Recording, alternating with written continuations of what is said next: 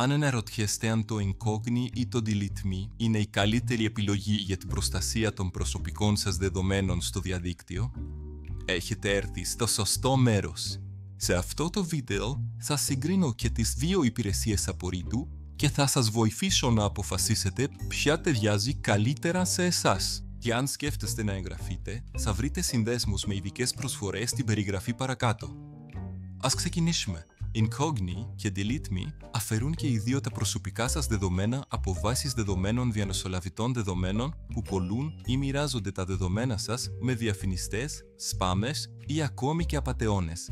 Incogni λειτουργεί από την ίδια εταιρεία από πίσω από το Surfshark VPN, που σημαίνει ότι διαθέτει ισχυρή εμπειρία σε θέματα ιδιωτικότητας και κυβερνοασφάλειας. Αυτό στέλνει αυτόματα αιτήματα διαγραφής σε δεκάδες διαμεσολαβητές δεδομένων και συνεχίζει να τους παρακολουθεί με την πάροδο του χρόνου για να διασφαλίσει ότι τα δεδομένα σας δεν θα εμφανιστούν ξανά.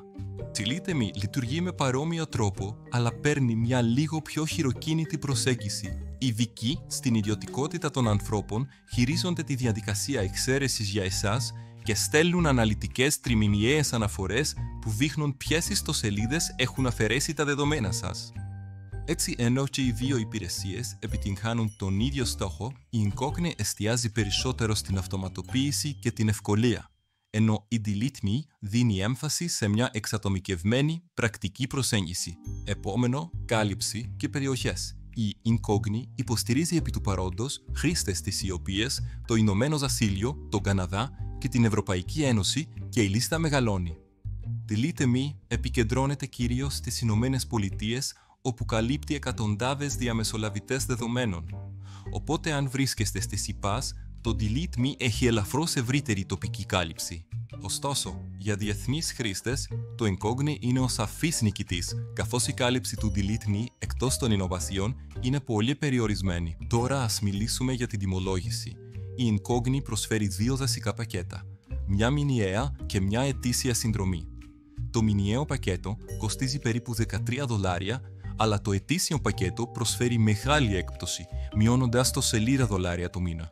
Υπάρχει επίσης ένα οικογενειακό πακέτο που σας επιτρέπει να μοιραστείτε την προστασία με έως και 5 άτομα, καθιστώντας το την καλύτερη αξία αν θέλετε να προστατεύσετε ολόκληρο τον οικοκυριό σας.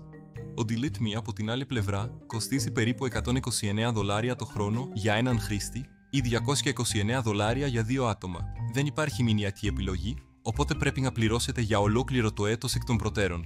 Έτσι, όσον αφορά τις τιμές, η Incogni κερδίζει σαφώς. Είναι πολύ πιο προσιτή, ειδικά αν επιλέξετε το οικογενειακό πακέτο και μοιραστείτε το κόστος. Τι γίνεται με την ευκολία χρήσης?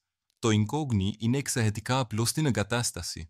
Μετά την εγγραφή, απλά επαληθεύετε την ταυτότητά σας και αφήνετε το σύστημα να διαχειρίζεται αυτόματα τα αιτήματα αποχώρησης. Μπορείτε να παρακολουθείτε την πρόοδο απευθείας από τον πίνακα ελέγχου σας και να λαμβάνετε ενημερώσεις όταν οι μεσίτες επιβεβαιώνουν τη διαγραφή δεδομένων. Το Delete Me διαθέτει επίσης ένα εύχριστο πίνακα ελέγχου και στέλνει λεπτομερείς τριμηνιαίες αναφορές με στιγμιότυπα οθόνης για διαφάνεια. Αλλά η διαδικασία διαρκεί περισσότερο επειδή μεγάλο μέρος της διαχειρίζεται χειροκίνητα από την ομάδα τους. Αν προτιμάτε την αυτοματοποίηση και πιο γρήγορες ενημερώσεις, το Incogni έχει το πλεονέκτημα. Αν θέλετε την πιο αυτοματοποιημένη, οικονομική και διεθνώς υποστηριζόμενη υπηρεσία διαγραφής δεδομένων, το Incogni είναι η καλύτερη επιλογή. Αλλά αν ζείτε στις Ηνωμένες Πολιτείες και προτιμάτε λεπτομερείς χειροκίνητες αναφορές και αποτελέσματα επαληθευμένα από ανθρώπους, το Delete Me ίσως αξίζει την υψηλότερη τιμή. Θα βρείτε συνδέσμους και για τις δύο υπηρεσίες στην περιγραφή και αν εγγραφείτε μέσω του συνδέσμου παρακάτω, θα λάβετε την χαμηλότερη διαθέσιμη τιμή για το πλάνο σας. Και αν βρήκατε αυτό το βίντεο χρήσιμο, μην ξεχάσετε να αφήσετε ένα like και να εγγραφείτε για περισσότερα περιεχόμενα σχετικά με την ιδιωτικότητα και την ασφάλεια. Ευχαριστούμε που παρακολουθήσατε.